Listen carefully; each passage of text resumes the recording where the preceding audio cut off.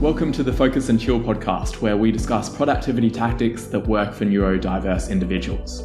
Every episode, we interview guests with lived experience of neurodiversity who also have a solid productivity and habit game, and pass the learnings on to you, our wise and benevolent audience.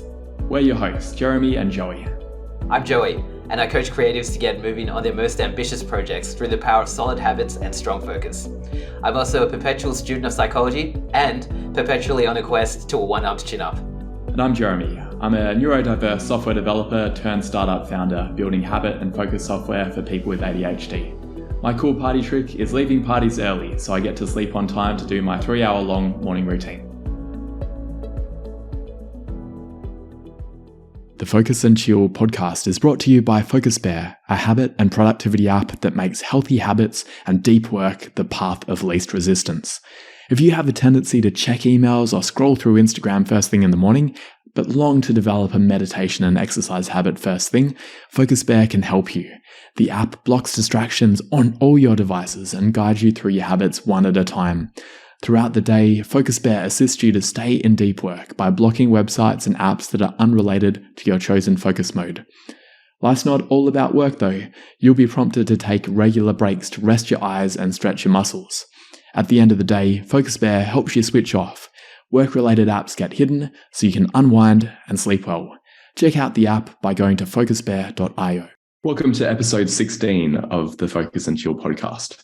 We're lucky to have with us today Simon Rinne, who is a husband and father of two based in Queensland's Sunshine Coast. Simon is also the founder of Mindful Men, a therapy practice that is dedicated to supporting men with mental illness and disability. Simon's passion for mental health comes from living with obsessive compulsive disorder, OCD, depression, anxiety, burnout throughout the last 30 years. 2022 marks 10 years since Simon finally opened up and got help for mental illness, and he shares his story to inspire other men to share theirs. Welcome to the show, Simon. No, thanks for having me. I'm really excited to be here and share some of my story with the audience. Awesome. Yeah, I'd love to hear about, in terms of it being 10 years or almost 11 years, what kind of changes have you experienced in terms of your OCD and some of the other mental health challenges that you've had, and how did it affect your life before seeking help originally? Oh, wow, that's a huge question.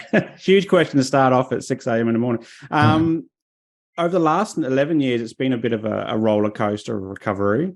Certainly the hardest thing was actually going into the doctors 11 years ago and saying, I think I've got a mental health issue, not knowing exactly what that meant, 11 years ago for me, because it's not something that I've really grown up knowing a lot about. And so, I choked on the words as they came out, but then after that, things just got easier every time I spoke about what was going on inside. And I've seen over the last 11 years, psychologists and psychiatrists, counselors, a mental health social worker. I've been on all sorts of different medications, through all sorts of different therapies. But I finally kind of landed on one that's really fits with my, life, and that's mindfulness. And I've used that lived experience of both not talking about things for 20 years and then talking about things for 10 years to start up my own private practice called Mindful Men. And as you said, I'm really passionate about the men's space because I know how hard from personal experience it is to open up and talk about things. And I'm sure we'll go into some of the things through the episode. But yeah, it has certainly been a struggle. And even though that I'm still, I classify this period as recovery period, and recovery can be, 3 months or it could be 30 years. I still have my ups and downs. It's not as if I'm healed or anything like that, but I certainly have more tools in my toolkit in terms of being able to cope and manage on a day-to-day basis.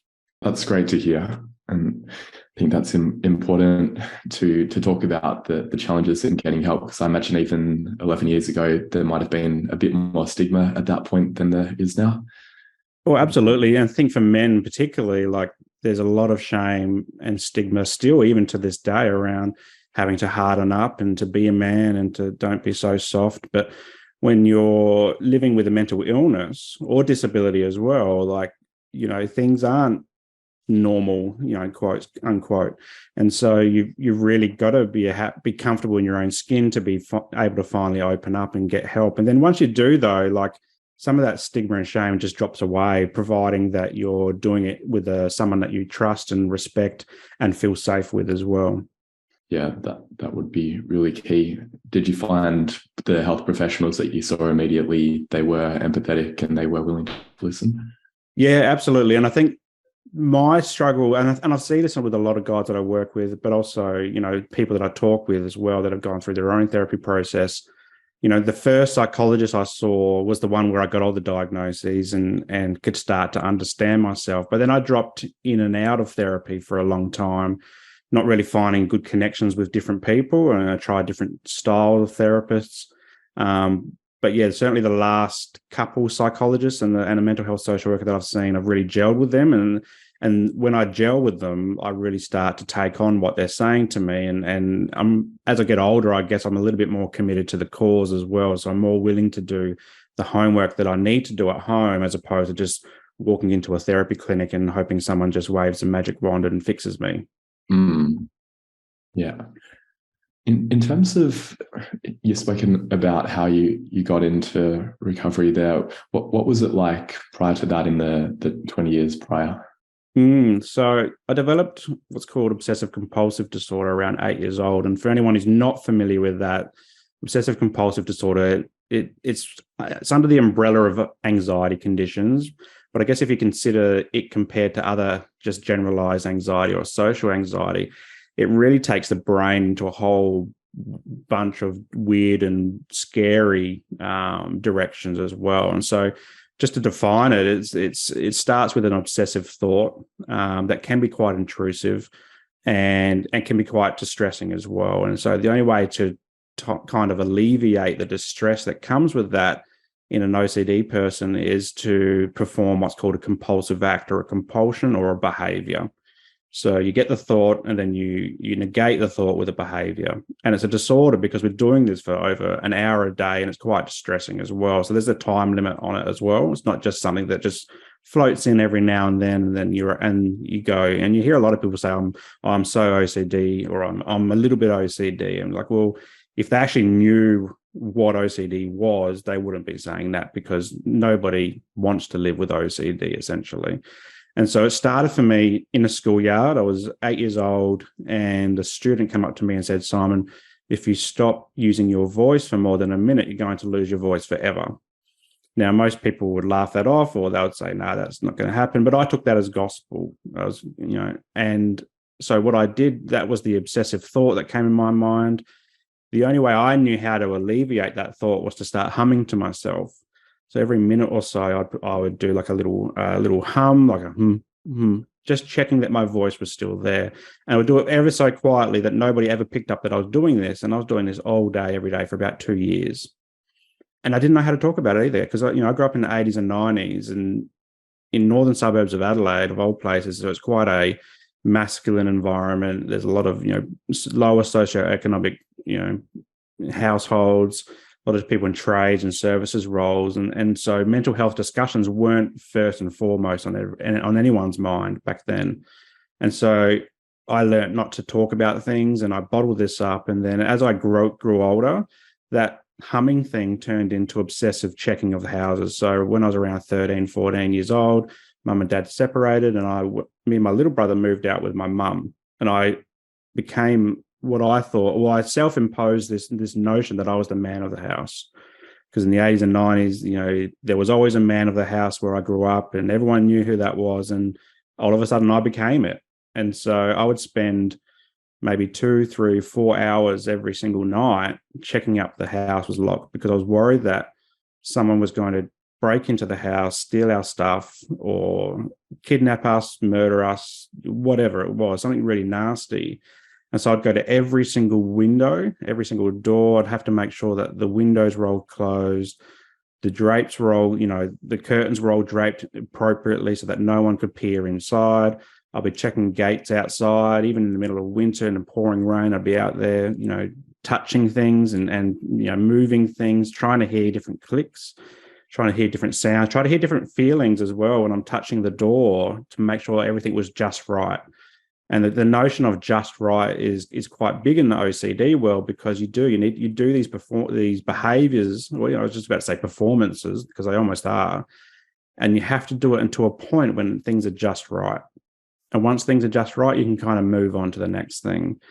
And so for me, the checking behavior, I'd go through the house, and then I'd even extend it to the electrical appliances, because I was worried that the house would burn down.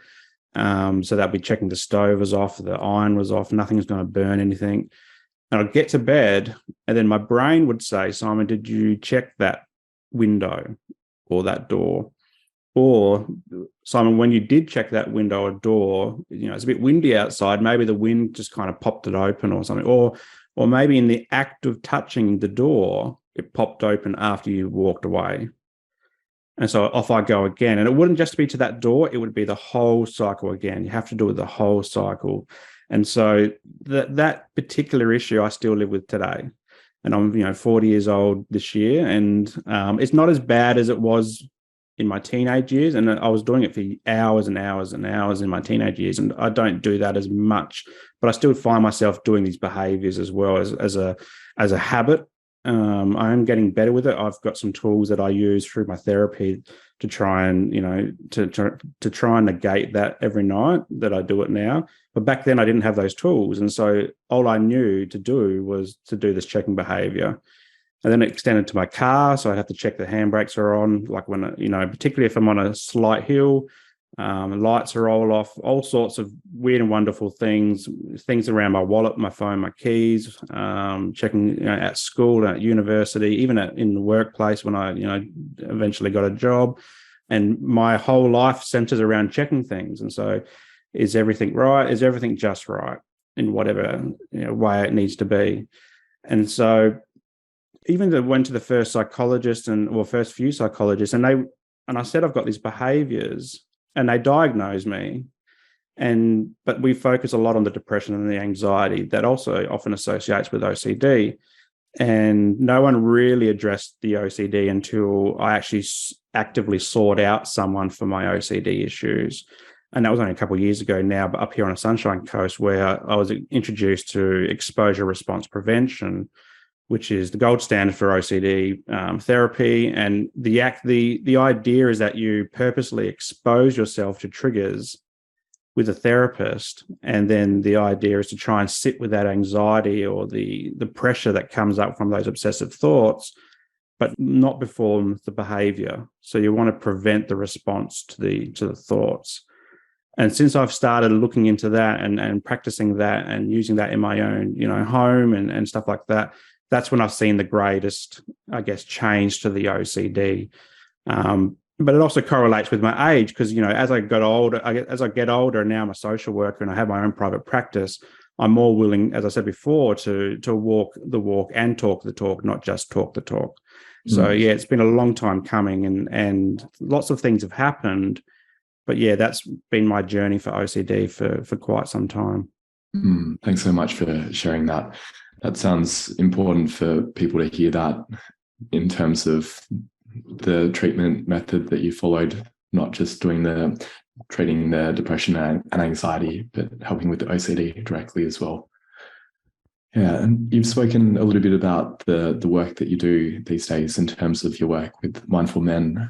Do you want to share a bit more about what you do with that and how you help people? Yeah, absolutely. So it's been a long time coming. So when I first finished my undergrad degree, I ended up in the public service. So I was in Australian public service for 15 years. And I noticed through that time, a lot of perfectionist traits were coming up. And I think that was an extension of the OCD, being everything had to be just right for me to perform in my various roles over my career. But eventually I always wanted to work in the mental health space. And I remember actually like finishing high school and saying to myself, Simon, I want to work with people just like me. But I didn't really know how to do that. I remember at the end of high school in South Australia, you'd get a big fat book of university courses, and you have to go through there. And none of my family had been to university, and I didn't know anyone who'd been to university. So I was just flipping through and trying to find the course that jumps out to me. And I started a social science degree, and well, I didn't just start it, but I finished it. But I started with a focus on psychology because that was the only way I knew how to help people just like me. I was never going to be a GP or a psychiatrist. Or my grades weren't good enough.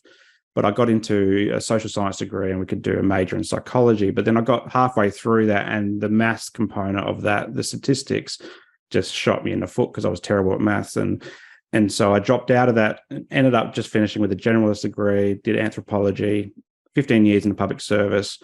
But then as I got a bit older, I started getting a bit stale in that job or that career, and I wanted to kind of, enliven the mind. And so I decided to go back and do some study, and I found a Master's of Social Work that I could do, and I could do that in the afternoons after work and on the weekends, and do that part time. It took 4 years to do it part time, a 2-year degree.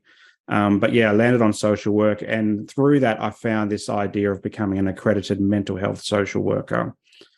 And after the degree finished in 2021, I was really in a bad space with my old career. And I said, no, this is the time that I'm going to jump out of that old career and jump into a private practice, which I've always wanted to have my own business as well. And I'm going to work towards that accreditation because it's 2 years after your degree to get the accreditation. And that's what I'm doing. I somehow managed to swing a few things. It's funny how it came about, actually, because we actually had a deposit down for a brand new car, and because of COVID, there was no new cars coming into Australia, and so we're getting a bit annoyed and frustrated. So I said to my wife, let's just spend half the money, get a secondhand car, which I love, which is what we did, and then put that money to me actually starting this business. And that's what we did. So we had half this money towards the business. And now, so Mindful Men has become, it started off as a social media platform for me telling my story around mental health, but I've extended that into a therapy business now. And so I work with guys across Australia, either telehealth or in person on here on the Sunshine Coast. And we do private mental health practice in what's called acceptance and commitment therapy, and a little bit of cognitive behavioral therapy. But I also work with guys on the NDIS as well with psychosocial disability, or not necessarily just psychosocial disability, but disability in general. And we use the same practices, from the mindfulness practices from acceptance and commitment therapy to use our 5 senses to overcome things like anxiety, OCD, anger, depression, whatever it is, to ground ourselves in a moment, be more present with the people around us. Because often when we live with, various conditions, we're not very present. We're often on different planets. So that's quite useful, but also it extends to identifying our personal values. And so I work with a lot of guys on who they are as people, because often they're living life on autopilot. And to break free of that and to be more present, they need to be mindful of what their values are. So is it love? Is it friendship? Is it trust, respect? And then how can they use those values to guide decision-making in everyday life? So if they wake up in the morning and go, I don't know what to do today.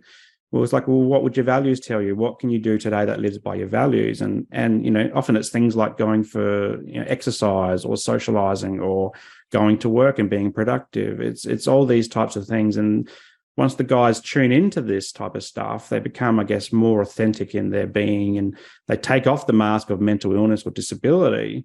And they say, this is me, this is who I am. And they start redefining their life. They redefine their social circles. They drop people that are toxic in their life or careers that are toxic, and they start to live with greater purpose. And so, yeah, that's what I've been doing now since August last year. And business is picking up, which is fantastic. And yeah, I really love it. And finally, I'm doing the thing that I always wanted to do, although it took me, 15, 16 years to get to this space. So it's fantastic. Really inspiring to hear you being able to do things in a way that is congruent with your own values and helping other people as well. Yeah, definitely. What do you get up to when you're not working? Working as a small business owner, there's pretty much just work. But the business isn't just therapy. So I've got a podcast myself. So I've got the Mindful Men podcast. So I spend a lot of time interviewing people across the world around different things that have some sort of influence on men's culture as well. So I love doing that. It's a bit of a passion project for mine. I'm a dad as well. So I've got 2 little kids. So I've got a 6-year-old and a 3-year-old, and my son's just taken up soccer, which is fantastic because I grew up playing sport, and I've been one of those dads that have been looking forward to this day for a very long time, and he's finally got out of the toddler years and he's like kicking balls around. And the other night we watched soccer for the first time on TV together, which usually it's just me on the couch because my wife absolutely hates sport. But it's been really nice. So aside from business and family life, that's pretty much the extent of what I get up to outside of work. And I'm actively actually at the moment trying to find more balance in that space because I have been a bit of a workaholic trying to get the business up and running and not being present with the family. And so what I'm actually doing at the moment is I'm starting to outsource some of my work. So for example, the podcast, I used to edit that and upload all that type of stuff. So now I outsource that to a virtual assistant, which gives me more time to spend with the family on the weekends where I'm not feeling like I have to look at my computer and do some work on the computer. So that's a little thing that I'm doing at the moment. But aside from that, we just try to get out. We living on the Sunshine Coast, we have beautiful place in the world to go to the beach or up into the hinterland, and we just try to get outside as much as possible. Yeah, wonderful. Yeah, for people outside Australia, the Sunshine Coast is definitely one of the most scenic spots and best weather in Australia. Absolutely. How about the guitar? And you've got the footy behind you. Do you strum the guitar at all? I used to, and this was interesting because I got my guitar in my teenage years actually, and I found it quite useful for anxiety management. Although I didn't recognize that at the time. Like I'd often feel like if I was angry or something like that, I'd strum the guitar for an hour or so, sing some songs, and I'd feel better. But it didn't really click until recently when I've been going through my social work degree.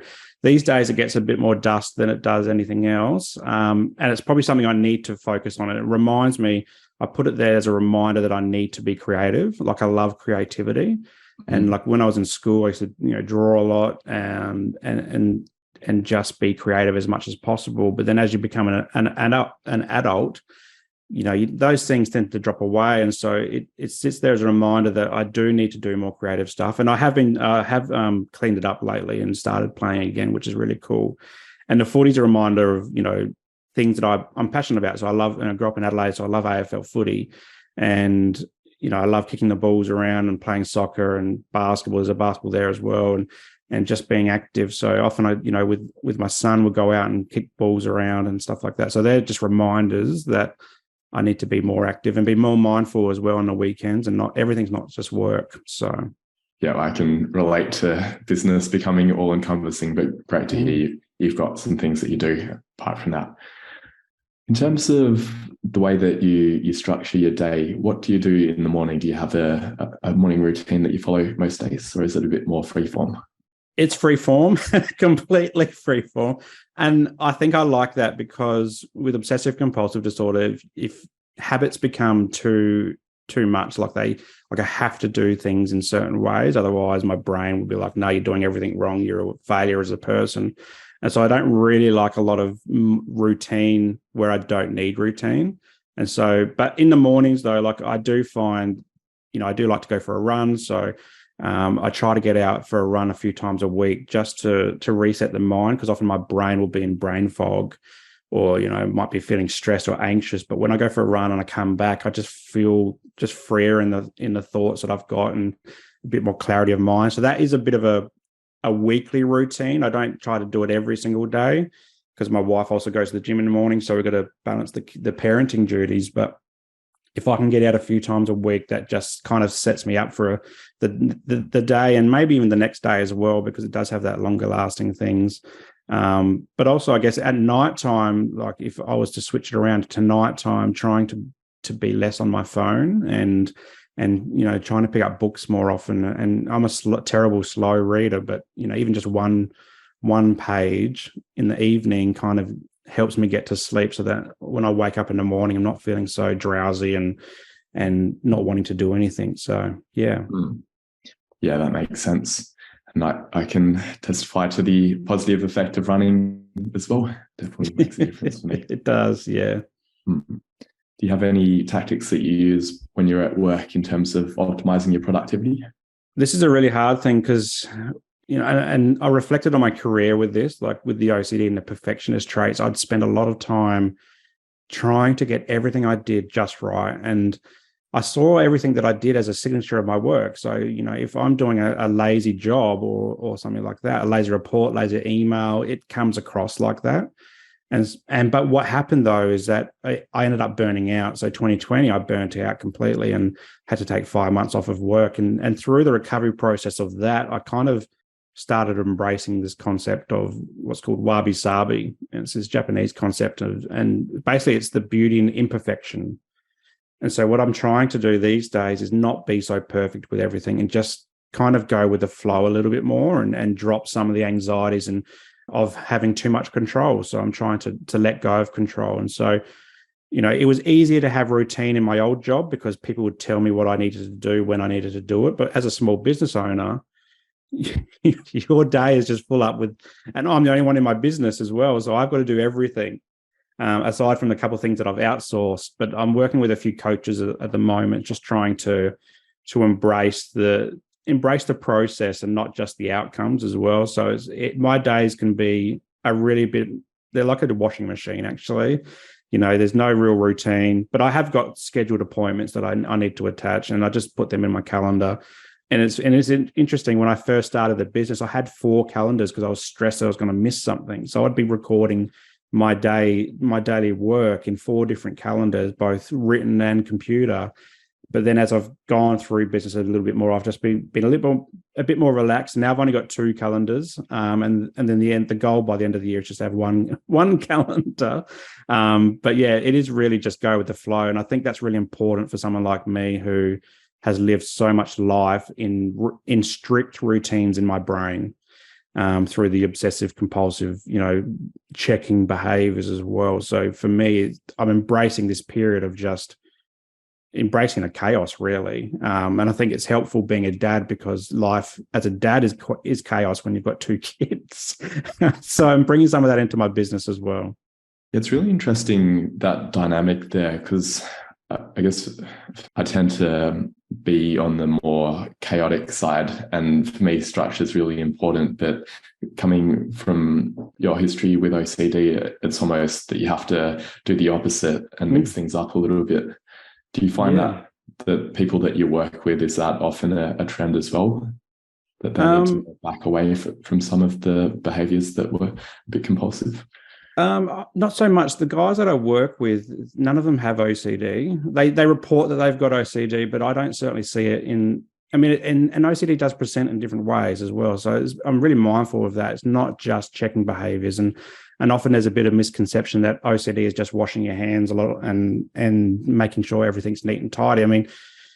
I wash my hands the normal way of everybody else would wash their hands, and my house looks like a tornado's hit it because I've got kids, and I embrace that. Like it's fine. So OCD for me is not those traits. OCD for me is the checking and the security behaviors. And so there's a few guys that say they might have OCD traits, and I just work with them in whatever way that is. But for the guys that I do work with, I think it's one of the key things I'm trying to do with them is just break out of autopilot. So they're on autopilot. They're just living day to day as they have done for 20, 30 years or less, for some of them, but just breaking out of that autopilot and going, okay, how can we just be more present in the here and now? How can we just use those values that we were talking about earlier to set goals and live with greater purpose? And I think that's where the guys have been really struggling. They haven't had purpose, or they've lost their purpose. They're so caught up in their minds, some of them, that they're focusing on a future event or a past event, and they can't break free from those cycles. So it's more around not so much routines, although some of the guys, particularly in the NDIS space, routine can be a bit of a challenge in terms of coming to appointments, remembering appointments. So we do a lot of work on memory and how can they have external motivators to remind them to do things like, do they need a calendar next to their computer or on their fridge, or do they need phone reminders to say, oh, I've got this appointment today. I need to speak to Simon today. We've got our appointment. Because sometimes I rock up and they're not there, or phone them up, they're not there. And that's okay. Like that's life. And I always say to them, like, if you need to cancel, don't come to appointment. Just say, like, because life happens, and it's really important that they embrace that and they work through what they've got to work through, and they're not so strict on, if Simon's got an appointment, that's the only thing I can do. Like they need, there's flexibility on both sides, and that's really important, particularly in that NDIS space where everything can happen all at once, and it can become quite all-consuming and too much and overwhelming. And that's what we're not wanting to achieve. We're actually trying to do the opposite in therapy, is create calm and flexible thinking as well. And that's the things that we're working on with the guys. Yeah, that makes a lot of sense. And I noticed that I did get a few reminders for our appointment today to do the recording. Appreciated that. You spoke a little bit about how you switch off at night in terms of reducing your tech usage and reading was it a physical book that you yeah, I'm still in the physical space. I just don't see, I love just having a book and then having it when I eventually finish it, because it takes a long time, having it on my bookshelf. And so I can just see it as an accomplishment and physical touch. I'm not a big fan of the Kindles and the likes of the world. I'm a bit old school in that space. And I think there's something unique about having a book in your hand that you're touching. And this is, I guess, the mindfulness of reading as well. It's like the books that I get, they're all different textures on the covers, and the pages all feel differently and they look differently. So it's a really good mindfulness technique to read a physical book, for me anyway, compared to if I was using it like a Kindle or something like that, where books all tend to look the same and it just feels too techy. I'm more old school in those physical books. Yeah, same here. I do use a Kindle during the day, but in the evening I like to read a physical book as well. Are you reading hardcover books that they've got different textures and? Yeah, absolutely. Yeah, different. It's weird. Even some like the soft cover ones as well. They've got different textures as well, and some of them I don't like, and we all have our different sensory needs as well. But some of them are really nice just to look at and see it. But yeah, it's really something I get into, but very slowly. Like I might be a 1 page a night kind of guy. And sometimes I pick some really thick books, which is probably not great for if you're just reading 1 page a night. But other nights I'll be doing 10 pages or so. But that's probably my limit, and then I fall asleep. And it's great for me because I struggle with sleep as well. It's just a great way to slow everything down. And then I finally know when I'm about to go to sleep because I'm reading the same sentence about 10 times. Yeah. What type of books are they normally that you're reading? Old sorts. Like more recently, it's been the kind of in that self-help area, because one of my goals is to write my own self-help books as well. And so I'm reading one at the moment that was recommended by Rob Mills on my podcast, and it's called Sand Talks. So it's around Indigenous culture and how Indigenous culture can help us see the world in different ways. So that's something I'm reading. I've just started reading that, but the one I read before that was Chasing Excellence by Ben Bergeron. He's a CrossFit trainer, but he goes through him training these CrossFit athletes in a way that was mindful. So he brings in a lot of mindfulness into it, and I loved it because some of the stuff that he talks about, it's not all about reps and what you eat and all that type of stuff. It's actually around how can you live with greater purpose in life and use those in both your passions but also your work as well. It's a really easy read as well. It's great read. So awesome. Both of those sound really interesting. You mentioned that reducing tech usage in the evening is a big priority for you. Do you have any tactics that you can share with the audience around that? It's a battle, like everything in the world, but I've been trying to put my phone down just more often and away from me. So I just leave it in the kitchen if I can and then just walk away. Some nights I'll go to bed and I do find myself scrolling, but so there's other nights where I just go, okay, I'm just going to put this down because I know I'm tired. The reason I came to bed was tired. So a lot of self-talk in my head. But I also got this really cool tip from someone else, and he said basically, if you're not going to set your alarm at 5 o'clock in the morning to do whatever this tech task is, whether it's watching TV or scrolling through your phone, why would you do it why would you stay up all night doing that and ruin your sleep cycles? So I'm just embracing that as well, going, well, I'm not going to be doing this at 5 a.m. in the morning. Why do I need to do this at 9 o'clock at night? And then using that as an internal motivator to go, okay, I actually need to go to sleep now. And so I put the phone down. But I do use a lot of white noise to go to sleep. And this comes out from parenting, actually. A lot of parents use white noise to help their children get to sleep. And I find myself now, at first, I'm like, that just sounds ridiculous. Why would anyone do that before I became a parent? But then as I became a parent and I'm sitting there with my children, listening to the white noise is actually quite a comforting thing. And so I find by putting that on instead of looking through my phone, I can tune into the sound of the white noise or whatever noise is coming out of the speaker. And it just helps me to be present in that moment and to help me to drift off to sleep. So when you say the speaker, is it a standalone white noise generator or an app on your phone? No, it's an app on the phone, but it just comes through. We just hook it up to the UE Boom, and it gives a nice tune. But I am working with a guy who got a dedicated sleep machine, and that's got this amazing low frequency like drum sound to it. That when I heard it, I'm just like, oh, this is like white noise to the next level. Like it was so cool, and I'm like, I want to sleep in this with this thing, but they're quite expensive. So we're just using a free app that we connect up with Bluetooth to a speaker, and it does the job. So I used one of the Spotify soundtracks at one point, but then it started playing ads at 3 a.m. Definitely not the thing you want. No, I've got an air purifier which has a bit of a white noise effect, but I do wonder about having a more dedicated one. Sometimes my upstairs neighbor can be a bit noisy, and it's good to be able to drown that out. It is. And it's so good for drumming it out. And every night now I use it. So good little ritual. You've given us 2 books that you'd recommend. Are there any other resources in terms of philosophies, apps, or sensory toys or anything like that you'd recommend for people? Mindset is huge. I follow a dad on Instagram and Facebook, and he always says, just be 1% better today than you were yesterday. So it has this compounding effect, and it's really achievable, like 1% each day in whatever aspect, whether it's fitness, whether it's parenting, whether it's work. Just set small goals, and you'll find that they're achievable, and over time you'll achieve great things and big things as well.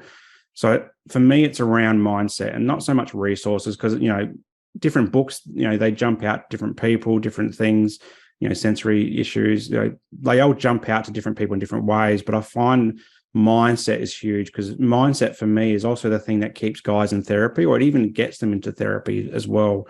Or it gets them to change careers if they're in a career that they don't like, or to change social circles if they're doing that, or to change addiction. It's all around mindset. So if you can, I follow this guy on Instagram and Facebook because it's easy for me to digest as well. I don't like to sit there and read lots of big, heavy, I did that through uni. I don't really want to do that now that I'm, out of uni. But certainly there are things out there. If podcasts are great, something like this kind of podcast where it motivates us to talk about things like mental illness or disability or whatever, and consume just good stuff, like consume stuff that is interesting and it's insightful, and it's going to get you to change your mindset and change maybe the beliefs that you're not good enough, or the beliefs that you're not man enough because you're broken, or whatever rubbish that that often gets fed into our brain, particularly by mainstream media. Start switching it for good podcasts, good books, good Facebook or Instagram or social media channels or creators as well, because the more you can surround yourself with good stuff, and the more easier it is as well to change that mindset. And once you do that, then you can go leaps and bounds and wherever you want to go in life. Yeah, absolutely. Completely agree there. And your podcast, Mindful Men, and I imagine you've got an Instagram page as well. They'd be good places to start getting those small doses of mindset shifts. Absolutely. Where can people find those resources? Is that mindfulmen.com, is it? Yeah, so it's mindful-men.com.au. That's the website, and that links to both my therapy. So if anyone is in Australia wants to do therapy with me, happy to connect with you there. Or also links to the social media and the podcast as well. So, the Mindful Men podcast is in most apps, and it's also on YouTube. We've got snips on TikTok as well, just trying to spread the awareness of being mindful across whatever platform I can come across. But head to the website and that'll direct you where you need to go. Awesome. Any final words or asks for our audience? I like to always say this, like in most podcasts that I come on, is just that it's okay to be not okay. You know, a lot of us, and particularly men, we grew up in periods of time where it wasn't okay to talk about our feelings and emotions and what's going on. It wasn't okay to talk about mental illness or disability, you know, for various reasons. And a lot of that's perpetrated by things like, you know, old school patriarchy, old school, you know, toxic masculinity. These are big things that people are talking about at the moment. But I think just recognize that it's okay to be not okay. It doesn't mean you're a broken person or that you're a bad person or anything like that. Because once you start talking about things, and you've got to find someone who you trust and respect to talk about things initially. And it doesn't have to be a therapist. It could be your friend, family member that you respect and trust and feel safe with. Once you start talking about things, it just gets easier every other time that you do it. Just like exercising, the more you can go for a run, the longer you can go. It's like training your brain and your body to start talking and going, you know what, I'm not okay. Maybe I'm burnt out. Maybe I'm depressed. Maybe I'm anxious. Maybe I have OCD. Don't really know it. Just recognize that and then start to seek help, you know, from different people. And if you can't find that from a friend or family member initially, your GP is a great person to start with because they have heard lots of different stories like this, and then they can direct you to therapists or to resources that can really help you. And so just want guys to recognize that it's okay to be not okay. And it doesn't mean they're weak. It doesn't mean they're any less of a man or whatever. It just means that they're human. You know, we all have our little issues that we need to overcome. But, you know, recovery is possible in most cases. And even if it's not possible, you can still work on things like changing mindset and changing and improving, I guess, your situation to a point that you can maximize, I guess, control of how you're feeling and acting as well. I love it. Thanks so much, Simon. No worries. Thanks so much for having me come on. Thanks for tuning in to this episode of the Focus and Chill podcast. To listen to other episodes, jump onto podcast.focusbear.io. If you'd like to be a guest on the show or you know someone who'd be a good fit, email us at team@focusbear.io. Otherwise, stay focused, stay chilled, and peace out.